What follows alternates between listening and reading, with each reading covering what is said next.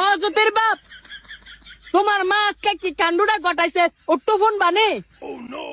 সকালে লুড়ি বানাইছি, আলু ভাজি করছি, পরে ডাক্তার না কইছি গো আম্মা আলু ভাজি দিয়ে একটা পিঠা খান ভাল লাগবো সেলটা।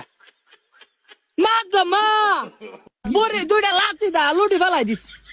আমার আলুর মধ্যে বলে লবণে আছে গা বেশি, কামড়া বালা করছে গা জামাই। এমন করে যদি শাশুড়ি খেদমত করে, যদি এমন অত্যাচার করে, আমি কেমনে তোমার সংসারটা করাম? আমার বাচ্চা মানুষ এলে তো একটা ফুড়ো আমি আপ্যায়ন করি না। তোমার মারে আমি যেমনে ফাটির মতো খাওয়াই, তার জালের মতো খাওয়াই, কেমনে করলে গো জামাই এই কামটা? মারার একটু ফোন দিও, ফোন দেখ কয়ও দু তিন মাস লাগে কামটা বালা করছে নি। আর কইলাম ফিরাও সেতাম না, আর কইলাম তার